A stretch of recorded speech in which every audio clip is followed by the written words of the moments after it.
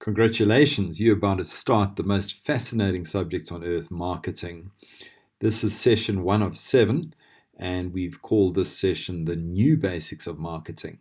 So let's get stuck right into this. So in this session, we're going to look at... So session 1 of 7 is going to be looking at the new basics of marketing. Of course, your pre-reading was all about this.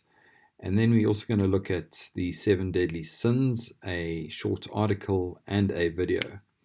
So in other words, this session comprises of 3 lessons. The marketing department must lead the entire organization, not just the marketing department. Lesson 2, the marketing planning process. We're going to look at the steps of marketing and the outputs of marketing. And then lesson 3, we're going to look at how do we simplify strategy, because it's a very difficult subject. What is strategy? And strategy, you'll see, is just 3 things. And then we're going to look at 3 activities, which activity 1 is you should have already done your pre-reading. Activity number 2 is you're going to do the 7 deadly marketing sins during the day now. And activity 3, you're going to watch an 8-minute video on the 7 deadly marketing sins too. So your pre-reading was called the Ultimate Marketing Machine, and on the cover of this Harvard Business Review, it was named the new basics of marketing. And they talk about that the traditional marketing is dead because there's new things like digital marketing, and we really got to look at a new perspective of marketing. And you would have noticed that the article looked at 4 things. The first thing that the Ultimate Marketing Machine article looked at was the marketing department must lead the entire organization, not just the marketing department. Fascinating read where the authors suggest that IT and HR and marketing are almost the same department and have to work with each other very, very closely. The second thing was insights from big data analysis. So you would have heard of this topic called big data. So the second most important thing in your article was we need to look at big data and analyze our big data. So big data is a lot of combined data from many different sources in real time. So for example, you could be looking at your data and Clix's data and Dischem's data and a client's banking data all at the same time, real time in other words. And by analyzing this data in real time, you can make a decision to assist that person, for example, by sending them an SMS and recommending that they purchase a different product because it's on a special today, or they get an SMS to remind them that they've just won more points, accumulated more points on a particular loyalty program, which would make them feel absolutely delighted. So the third biggest thing in your reading is purposeful positioning. Now, in the 80s, as marketers, we either had to be functional, i.e. coffee needs to have caffeine in it and a nice taste. And typically we were trained as marketers to focus on either functional or emotional or societal. Well, marketing has become so competitive today that you've got to focus on all 3. So let's look at this little case study here. If we're selling coffee, the coffee tastes great, it's functional, it's the right temperature, it's got caffeine in it, it's a great taste. But what's missing here is the social or emotional aspect of it. And of course, here we have a case of News Cafe, and there's a payoff line there. It's all about the vibe. Making coffee emotional. And then what's missing is all we need to do is say, what are we doing for society? And we often call this a corporate social responsibility program. Well, we only buy fair trade coffee. So now you're really feeling good about this coffee. It tastes great. You've got this amazing social vibe around you, and you're feeling great about society in general because the coffee you're drinking is a fair trade coffee. So the fourth aspect of the new basics of marketing is we've got to look at the total experience.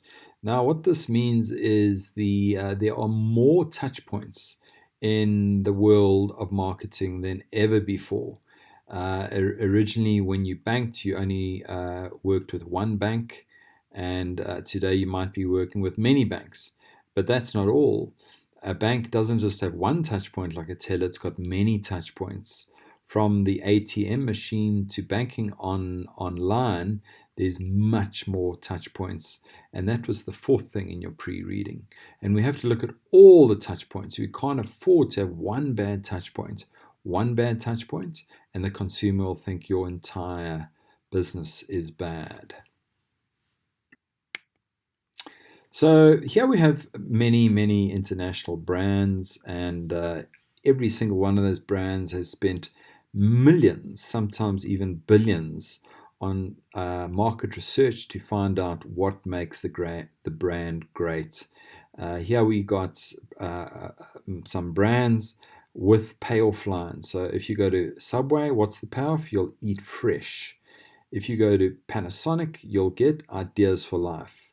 If you go to Audi, it'll be Voorsprong deur Techniek.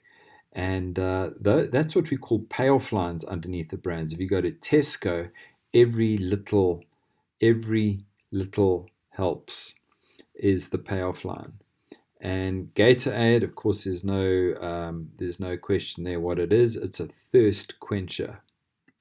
So we're starting to get a feeling for these things called brands, and branding is part of marketing. It's one of the principles of marketing. You've got to come up with a brand that is different, normally a different color, a different shape, and a different payoff line. Discovery Bank was launched recently, and there the payoff line or the slogan or the promise to the customer is it's time to bank healthier. Of course, the word healthier has an association to discovery. Now, when we have a service like a discovery, we also need to create what we call physical evidence or physical facilities, because a service you can't touch. So one of the first things when we launch a service like a medical aid or bank or Avis is we've got to try and bring out physical things you can touch. And in this case, we've got a platinum card, a black card, and a white card, and they all are positioned differently depending on the tier of customer that you are trying to impress. We call that physical evidence or physical facilities. It's one of the big P's of marketing. So just as a reminder, the core purpose or the mission of a company must lead everything. One of the first things that marketers must look at is what is the core purpose or the mission of the company. And it's lovely to look at Discovery's core purpose, which is make people healthier and enhance and protect their lives. And that should lead the charge. Everything that we do should try and help the core purpose or make the core purpose come alive. Now, one of the most fascinating things you can learn about in marketing is what we call positioning or psychological positioning. And it's quite fascinating when you realize that before Jaws came out, nobody was scared to swim in the sea. And if you look at reality, only 4 people died in 2001 from shark attacks. And in the same year, roughly about 200 people died from elephant attacks. However, elephants haven't been portrayed as badly as sharks. And that's why we are still so much more scared of sharks.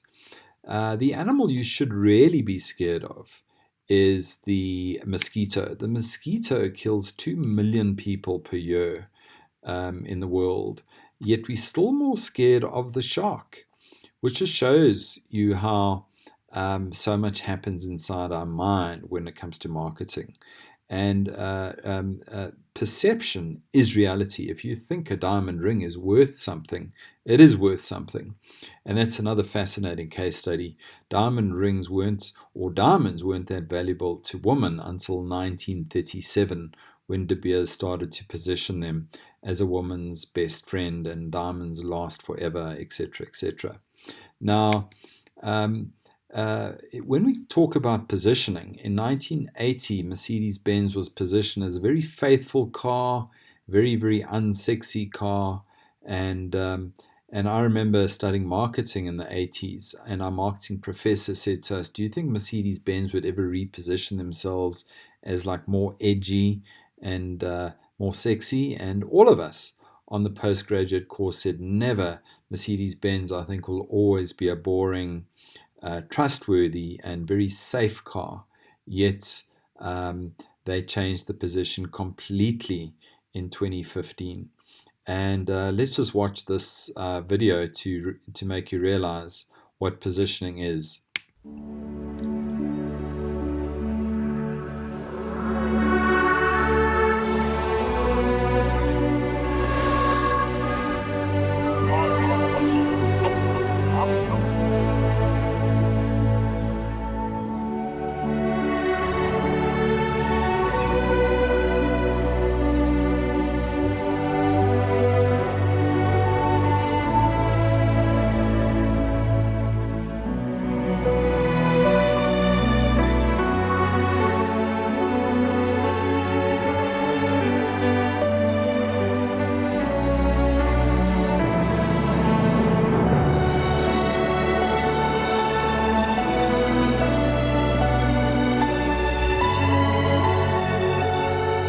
Nothing will make a driver more faithful to a car than a car that is faithful to its driver.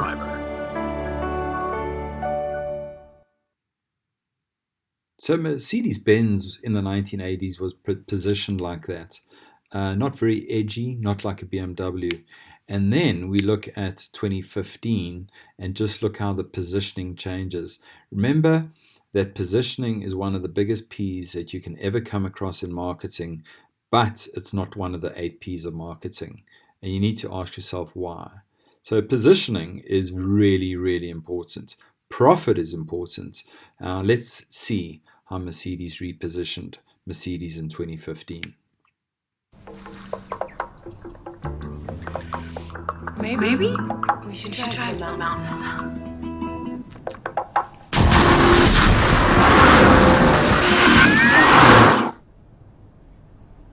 Yeah. Oh, what about the sea?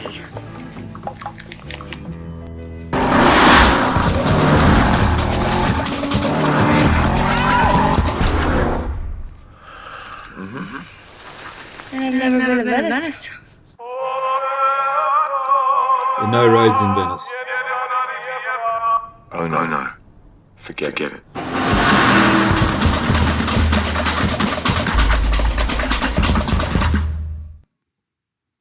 And of course, in 2015, Mercedes-Benz also came up with their new payoff line, the best or nothing.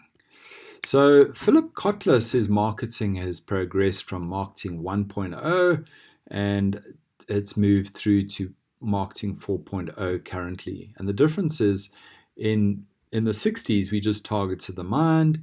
In the 80s, we targeted the heart. And then Philip Kotler says in the year 2000, we started to target the spirit, which is the heart, the mind. And then we're suggesting that marketing 4.0 is complete trust, shared value, sustainability of our combined futures. If you like, the big word partnership or partners, we need to collaborate with each other. And it's not all about the money, it's not all about profit, it's about the planet, it's about the people, and about profit.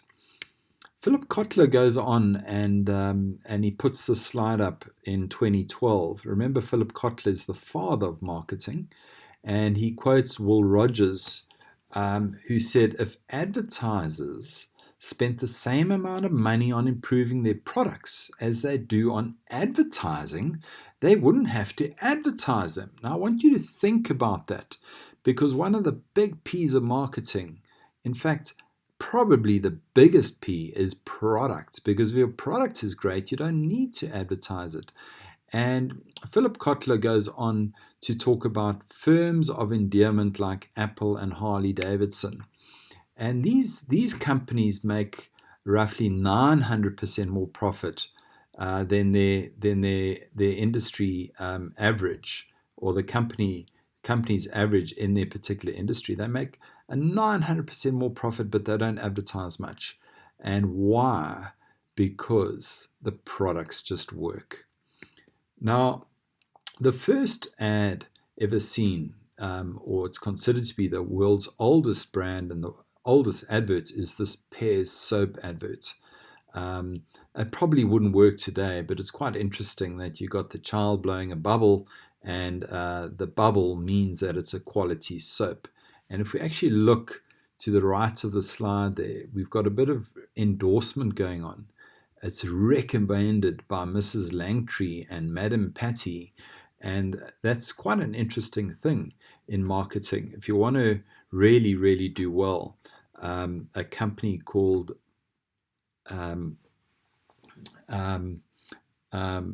BioOil really, really was a nothing product until they started to get women all over South Africa to actually endorse the product.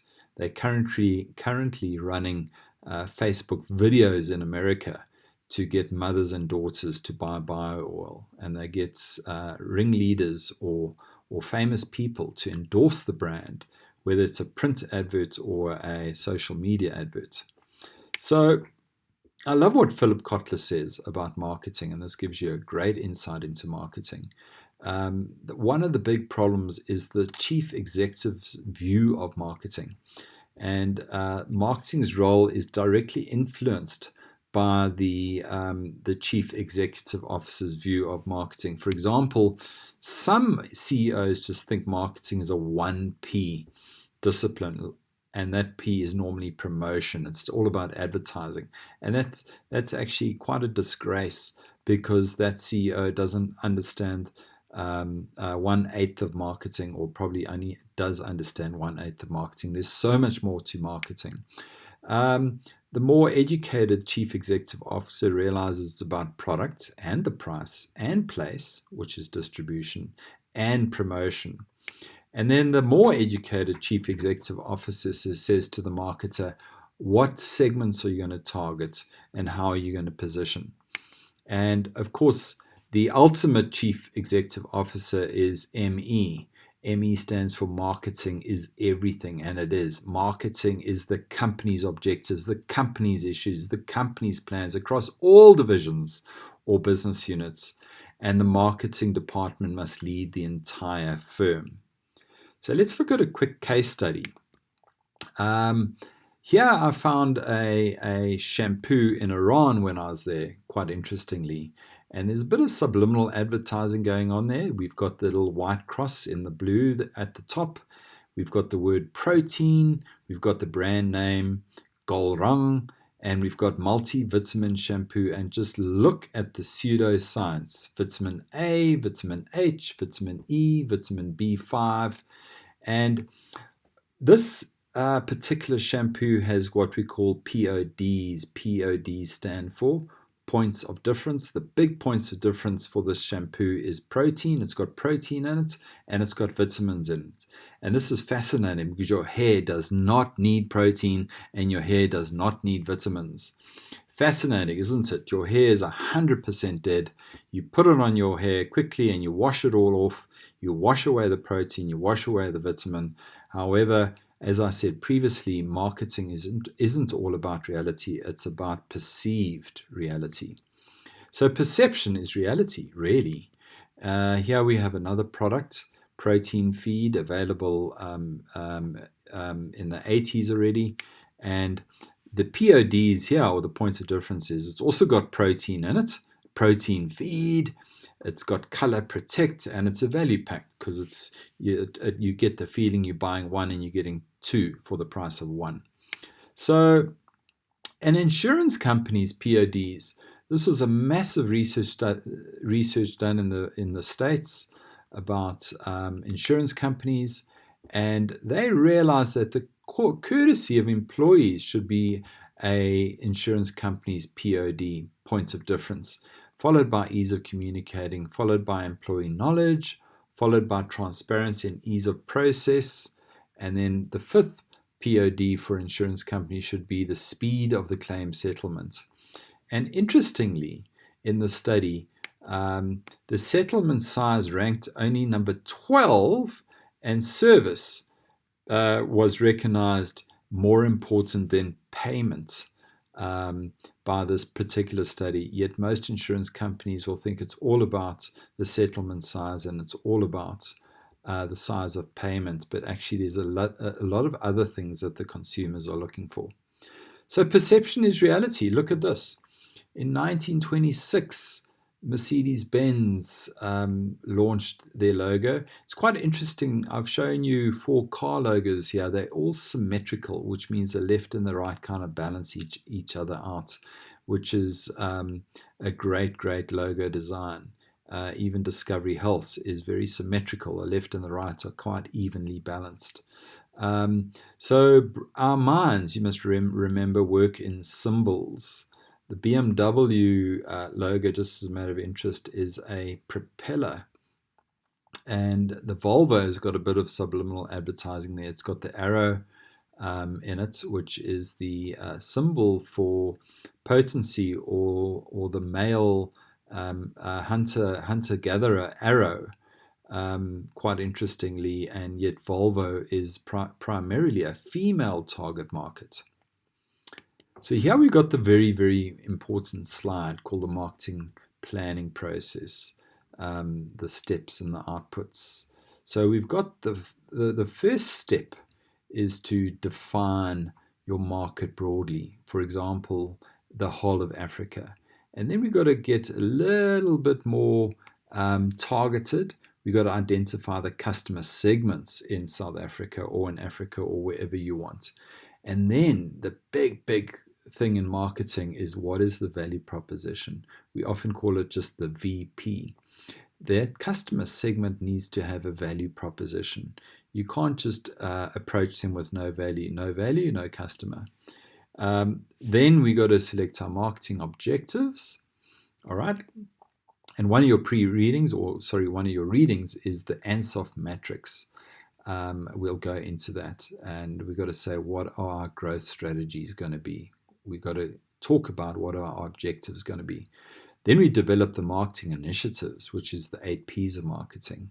And then, of course, we've got to monitor the marketing 8 Ps or monitor the marketing plan.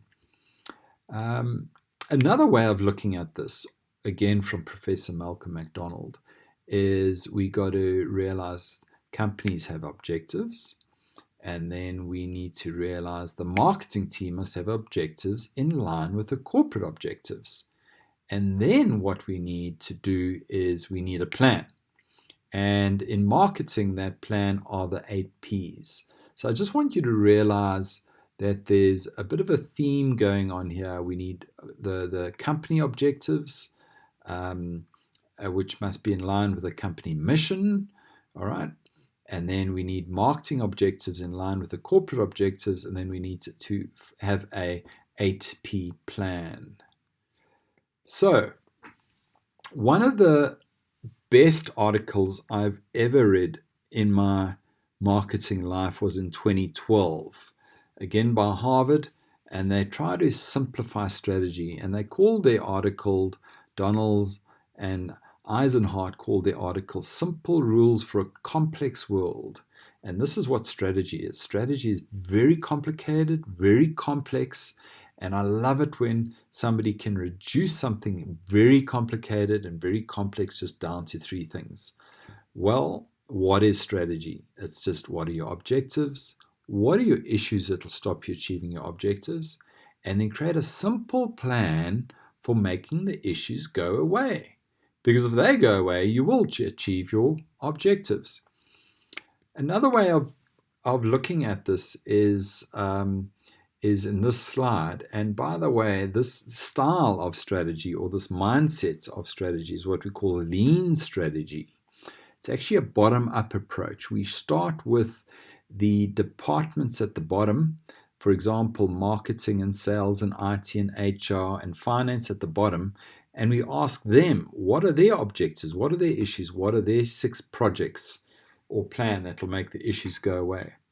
And then the CEO listens to all of that, and then we can decide, okay, marketing wants to do that, sales wants to do that, and then who's up next? IT, won't you tell us what you're going to be doing? What are your objectives? What are your issues? What are your projects? HR, now you've listened to IT. HR, you've listened to sales and marketing. What are your objectives? What are your issues? And what's your 6 big projects in line with your objectives and your issues? And then we can decide on a top-down approach.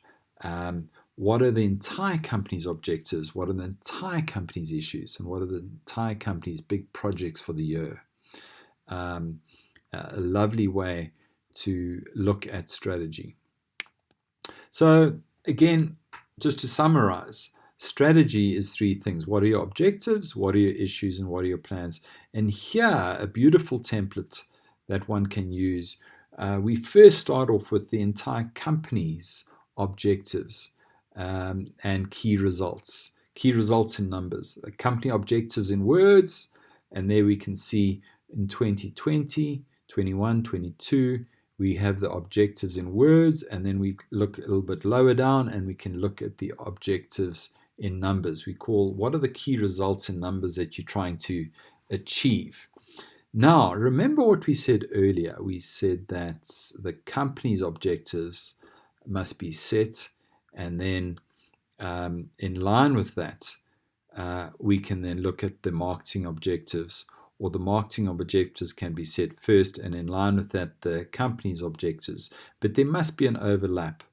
So if we started top down, we'd start with the companies. If we started bottom up, we'd start with the marketing objectives. But there must be a discussion between what you're trying to do, between the marketing objectives and the company objectives. There must be an overlap. So the marketing objectives would be, some could be very similar to the company's objectives, like sales figures. However, here are a few interesting marketing objectives, like satisfaction index for 2020. And then what is your market share going to be for 2020 for product 1, product 2, product 3?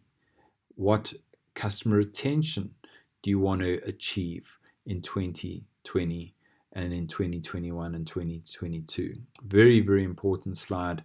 And that is the big part of what we call a strategy, or objectives. So another way of simplifying marketing is this slide. We must first look at objectives, and once we know what our objectives are, we then need to find our key issues. And one way of finding your key issues is to do a SWOT analysis. A SWOT analysis will spit out your key issues. We also need to do a PESTGEL analysis, which would also tell you what your key weaknesses and threats or strengths are. We need to look at your company. We need to look at the competitor. We need to look at your channel. So, for example, a medical aid company would have brokers. That would be their channel to market. And if your channel to market is demotivated, that is an issue. If your customers can't afford you, that's an issue. And then we come up with our 8P plan. So, well done. That's the end of one of our toughest sessions, the first session. We're ending session 1 of 7 now.